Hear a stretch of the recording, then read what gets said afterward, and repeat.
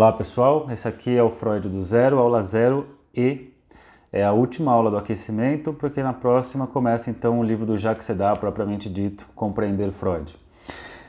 Então, a proposta que tinha nesse aquecimento foi baseada, nesse livro aqui tem um texto chamado Conceitos Psicanalíticos Freudianos Fundamentais, não sei se dá para enxergar aí, deu para enxergar, e que eu compartilhei com vocês. E ele faz aquela divisão em 5 módulos de estudo, né? É uma sugestão, você pode seguir Freud do jeito que você quiser, a ordem cronológica, mas ele faz agrupamento de temáticas, né? Que eu achei interessante de seguir. Lá no passado, quando eu vi esse texto, me ajudou bastante.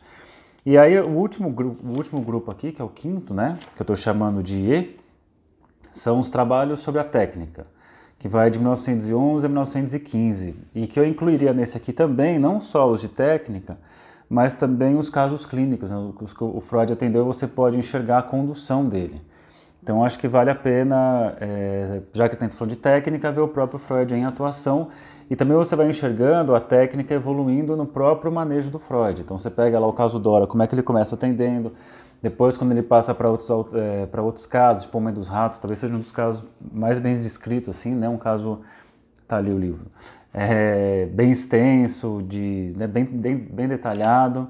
Você tem o Pequeno Hans, né, que é um caso em que ele não atende diretamente a criança, mas sim tem aquelas orientações com o pai do Hans, e o Homem dos Lobos. Então, assim, pegar esses casos, o caso do Leonardo da Vinci vale a pena, apesar de, obviamente, Freud não ter atendido, mas ele faz um estudo de caso em cima da história do Da Vinci, da obra de arte do Da Vinci. O caso Schreber, a mesma coisa, né, que ele pega o livro Memória de um Doente dos Nervos, faz uma análise, enfim, acho que vale a pena.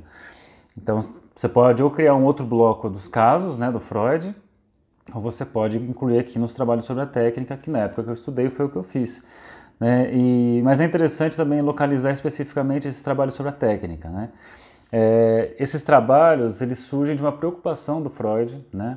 Com um texto lá, Análise Selvagem, ele começa a ficar preocupado que alguns psicanalistas estão usando a psicanálise ao pé da letra, né, de forma um pouco selvagem, como o nome diz, né, de uma forma a fazer interpretações grosseiras, a achar que basta apresentar certos conteúdos para o paciente, né, questões óbvias demais, e como se não tinha alguma coisa para regular, né, regulamentar a psicanálise, muitos acabavam fazendo do jeito que queria.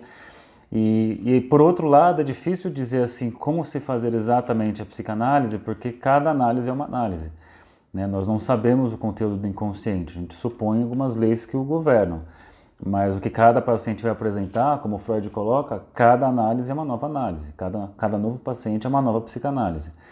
Então Freud, por um lado, tem essa preocupação, por outro lado, como criar um sistema, né, de orientação sem ficar rígido demais, porque isso descaracterizaria o que é a própria psicanálise. Então ele escreve alguns artigos, né, com algumas recomendações, então vale muito a pena. Acho que quem já atende, ou quem está começando a atender, ou quem quer entender assim meio que na prática como é que o Freud, como é que ele indicaria, né, as sugestões de atendimento, eu indico pegar esses artigos sobre a técnica, né, e também indico pegar um livro do Freud, o último, que é o Esboço da Psicanálise, ou Compêndio da Psicanálise, que ali ele faz um panorama geral da obra dele e ele traz uns exemplos bem bacanas na prática de como ele faz. Então eu sempre sugiro, você vai começar a atender ou quer fazer uma reflexão sobre a sua prática, vá para esses textos, que são textos extremamente ricos, né? E, bom, então nesse livro, o autor ele traz, né, no módulo 5, Trabalho sobre a Técnica, ele vai trazer 3 textos interessantes, né? Que é o primeiro que ele traz, é o Manejo da Interpretação de Sonhos em Psicanálise, né? Que é um texto curioso, assim, porque o Freud, ele fala a questão da interpretação começa com a interpretação dos sonhos, né? Mas ele também, uma hora ele meio que dá uma bronca num paciente que toda hora traz sonho, e fala, escuta, mas eu também quero saber do seu dia a dia, quero que você traga outras coisas, né? Porque senão pareceria que a psicanálise é uma disciplina que trabalha só com esse tipo de intervenção. E a questão da interpretação dos sonhos é um modelo, é uma matriz que a gente aplica em outras situações. Então quando você pensa assim, qual que é o raciocínio básico que você tem lá na interpretação dos sonhos? O sonho é a realização de um desejo, é um desejo inconsciente, é um desejo que é de ordem sexual e infantil. E, bom, esse desejo, então, ele figura ali no sonho de forma disfarçada, e então o analista escuta, tentando decifrar o que está por trás desse disfarce, para então chegar ao conteúdo oculto. Tá. Mas o que o analista faz não é ele que vai chegar e vai colocar o que significa aquilo, e sim levar o paciente ou de alguma forma conduzir. Aí eu acho legal o que o Lacan fala, não é conduzir o paciente exatamente, mas o tratamento, né? Então conduzir o tratamento, conduzir para que a pessoa comece a fazer elaborações, comece a fazer considerações, desdobramentos sobre a possibilidade daquele conteúdo sonhado. Então é o próprio sonhador que interpreta, não é o psicanalista, né? Estou pensando na interpretação dos sonhos. Claro que você pega historicamente, o Freud ele faz alguns textos ele colocando, tal coisa significa isso, tal coisa significa aquilo. Mas ele é muito claro que essas interpretações que ele faz não aparecem como uma verdade final da coisa. É por isso que eu trago de novo aquela ideia de umbigo do sonho. O umbigo do sonho é aquele ponto em que dali para frente não se interpreta mais. Mas é interessante pensar assim, tá, mas quando não se interpreta mais? E aí vou pegar uma ideia que eu já encontrei alguns autores se perguntando, quando é que um artista decide que o quadro ficou pronto, por exemplo? O cara pinta um quadro, quando é que está pronto? Então é meio que uma escolha, eu vou pintar até onde eu achar que está pronto, mas muito provavelmente depois que você termina uma obra, você sempre olha e acha que teria outras coisas para fazer nela. Então o trabalho da interpretação é da mesma forma, você faz uma interpretação, mas é uma interpretação que é meio que um acordo feito de, bom, então eu quero interpretar até aqui. Teria mais interpretações? É claro que tem. Por que é claro que tem? Porque o material que está oculto, ele não vai ser revelado. O que acontece são os derivados, né? São os representantes daquilo que está recalcado. Então, você vai chegar no elemento recalcado? Não, mas você vai poder ter acesso aos derivados e às possibilidades de amarração que você pode fazer com tudo isso, então o sujeito retomar a sua possibilidade de viver, né? De viver, de trabalhar, como Freud fala, né? Trabalhar e amar, os dois objetivos da psicanálise, né? Devolver a capacidade para o paciente de trabalhar e de amar. Então vai por essa via. Então é bem interessante que o Freud está dizendo, então, a interpretação dos sonhos é importante, mas e as outras áreas da sua vida? Então quando a gente fala dos atos falhos, do xiste, do lapso, do sintoma, tudo isso é feito para ser interpretado, mas dessa forma do analista entrar muito mais como promovendo as associações do paciente para que ele possa se interpretar. Aí depois você tem também a dinâmica da transferência, que é um outro texto que ele coloca, que é um fenômeno fundamental, né? A análise só acontece por conta da transferência, que é um fenômeno assim que você encontra em várias situações em que tenha duas pessoas, uma questão transferencial acontece, mas o que vai diferenciar a psicanálise é que ela usa a transferência como o cenário possível do seu trabalho. Então ele vai colocar aqui que a transferência possui uma explicação tanto fenomenológica e uma explicação metapsicológica. A fenomenológica que resulta do translado do afeto de vivências do passado para o presente, no caso para o psicanalista. Sobre o vértice da metapsicologia, o que ocorre é um deslocamento de um quantum de energia libidinal de uma representação objetal inconsciente para uma representação palavra pré-consciente, com a qual mantém um tipo de relação associativa, contiguidade, analogia ou oposição. Então ele está dizendo assim, o que é a transferência? A transferência, por um lado, a questão dos afetos do passado são atualizados na figura do analista, essa é a visão fenomenológica, e você tem a visão metapsicológica, que ele coloca aqui, um quantum de energia, né? Existe um deslocamento de um quantum de energia libidinal, de uma representação objetal inconsciente para uma representação palavra, lembrando que a psicanálise é a cura pela fala, então você tem ali a palavra, que de alguma forma tem um tipo de associação, né, de relação associativa, de contiguidade, analogia ou oposição. Então, por isso que é muito comum analistas freudianos e lacanianos, por exemplo, se apegarem muito às palavras. Então a pessoa fala uma palavra, repete aquilo, desmontar uma palavra, sei lá, eu sou decorador, então decora a dor, começar a fazer algumas desmontagens para enxergar essa palavra aqui, essa representação palavra, que efeito, que tipo de cadeia associativa ela pode estar, de continuidade, de oposição, né, de analogia, que de alguma forma tem uma relação com isso. E que mais ele coloca aqui? E vai colocar então que a transferência no começo apareceu como um problema, né? Então O Freud, no caso Dora, por isso que é muito legal você estudar o caso Dora, entre outras coisas.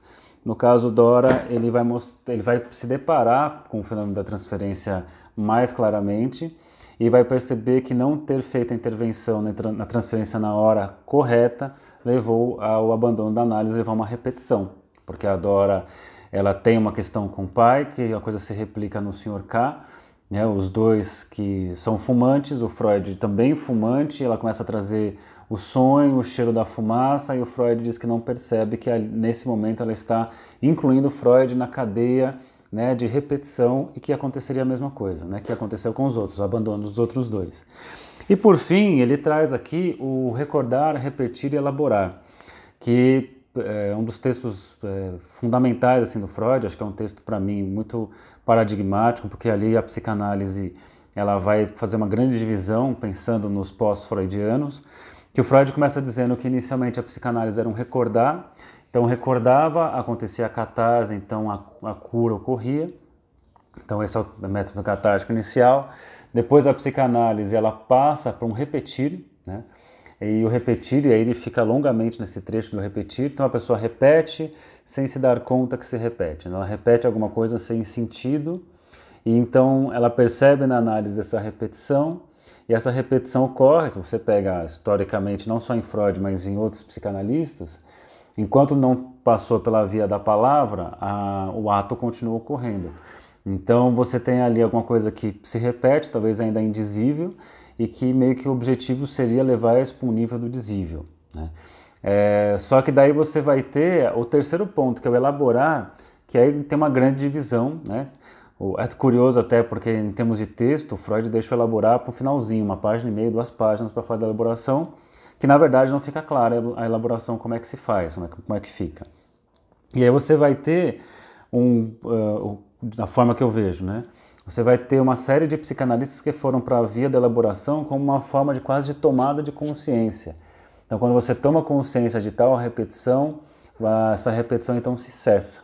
E só que na prática clínica, nesses anos todos que eu atendo, conversando, dialogando e lendo, eu sei que não é bem por aí. A gente conversa que a coisa não funciona tão simples assim. Não basta esclarecer a pessoa enxergar o porquê a repetição tem a ver com isso, que isso para. Na verdade, parece que para por um tempo, mas assim, depois começam a aparecer de novo as repetições. Então, até inclusive a abordagem que eu comentei com vocês em outro vídeo, a TCC, que veio do Aaron Beck, que era um cara da psicanálise, em vários momentos me lembra muito isso, né?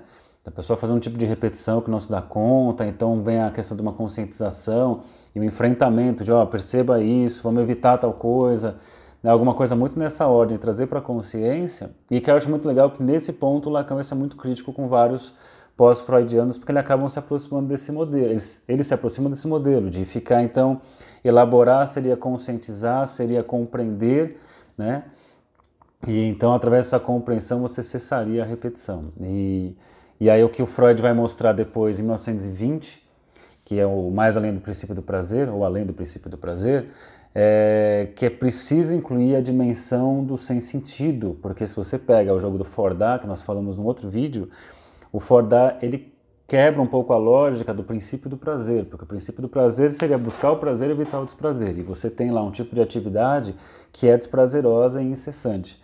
Então tem alguma coisa da ordem da falta de sentido, porque enquanto prazer você busca um sentido para a coisa, você tem algo do sem sentido, que depois nós vamos amarrar com a ideia de pulsão de morte, precisa ser incluído nessa história. Então a elaboração, né, que tem a ver com essa repetição, ela precisa incluir essa dimensão da falta de sentido. Então será que seria trazer para a compreensão uma forma de cessar a repetição? E aí a gente vai começar a enxergar que na prática clínica a coisa não funciona bem assim. Se fosse, seria muito fácil ser psicanalista, né? Você escutaria uma pessoa, perceberia as repetições, que é fácil de perceber depois de um certo tempo de clínica, você isolaria a repetição, apresentaria a repetição para o paciente, ele teria consciência dessa repetição, então evitaria essa repetição.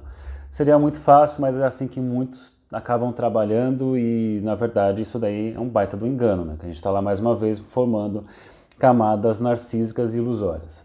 Mas é isso, a gente encerra por aqui e na próxima aula já começamos então com o Jacques Sedar, Compreender Lacan. Bons estudos e até a próxima aula.